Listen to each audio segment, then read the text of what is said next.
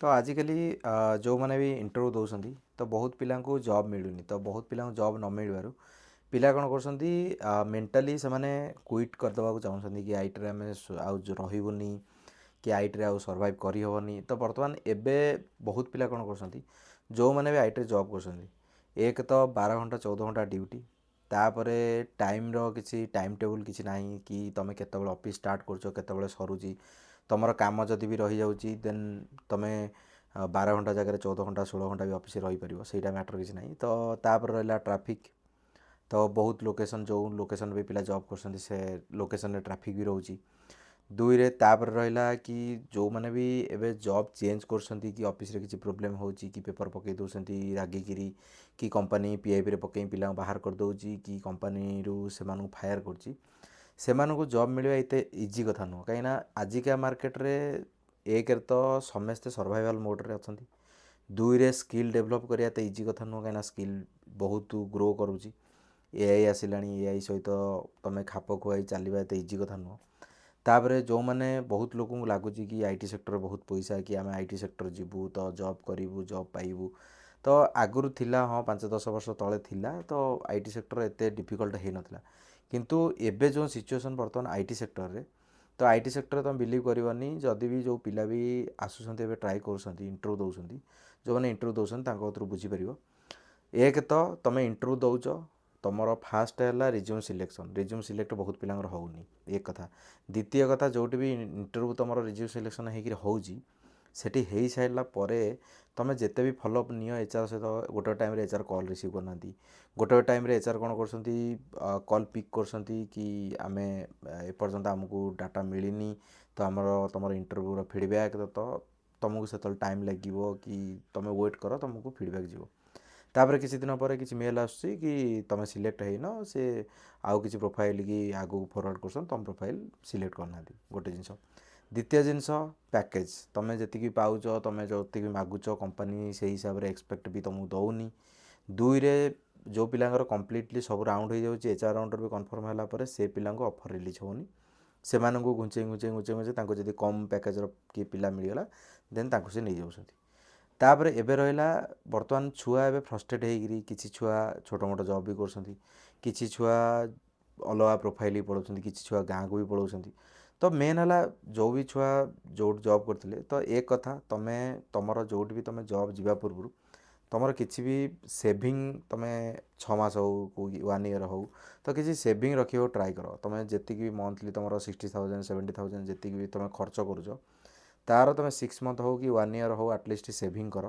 कहीं एबे job market एत स्टेबल ना तो आगू को भी बहुत ले अफ होबार अच्छी आगू को भी बहुत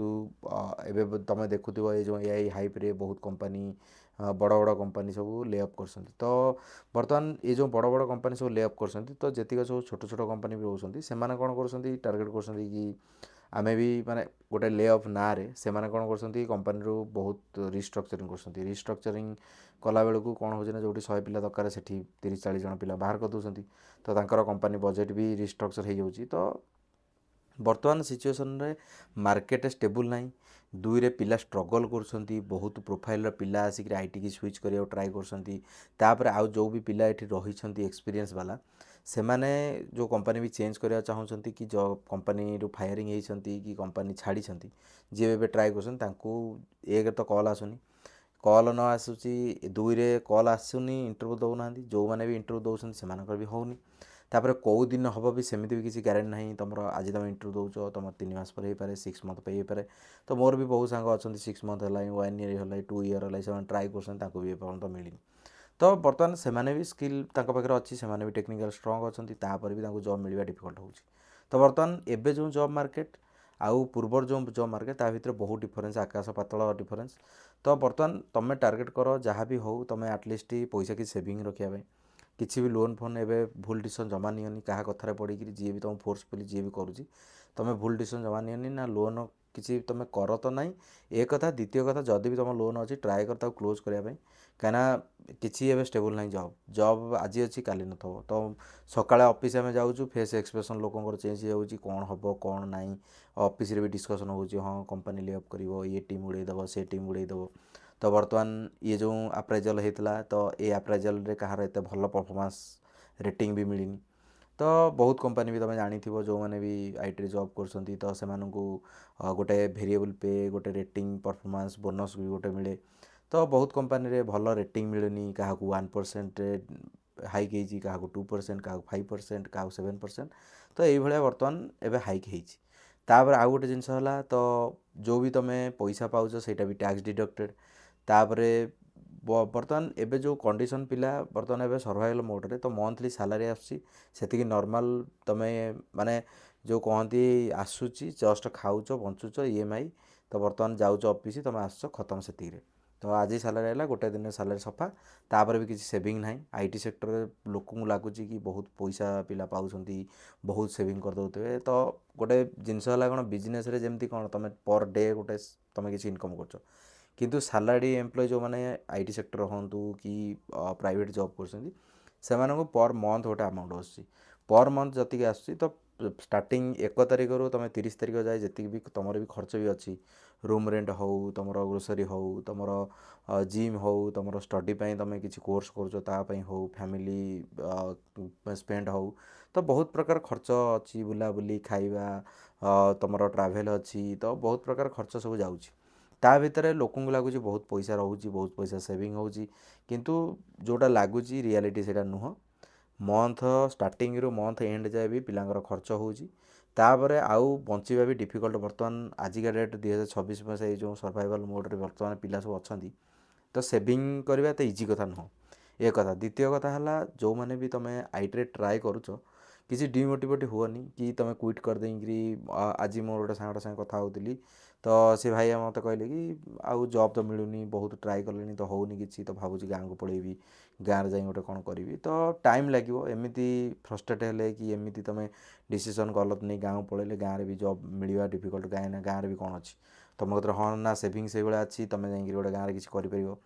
कि तुम पाखे से बैकअप किसी अच्छी तुम फैमिली बैकअप कि तुम जा किसी कर। तो बर्तमान सिचुएसन बर्तमान डिफिकल्ट तो ना तुम कतरे सेविंग अच्छी ना तुम लोन क्लीयर कर ना तुम बर्तमान एवं किसी स्टेबल अच्छ कि तुम 6 मंथ तुम बिना जॉब रे तुम 6 मंथ 1 ईयर कौटे गोटे रहा भाया तो सहीटा भी हो पार नहीं। तो बर्तमान तुम माने गोटे लाइफ सर्वाइव करिया भी बर्तमान एवं डिफिकल्ट हो गला। तो पिला लगुच कि हाँ आम इंटरव्यू दौचु भल कंपानी हो सिलेक्ट हो ऑफर नहीं आसू तो ना सिचुएसन बर्तमान तुमको जोटा लगुच से नुह।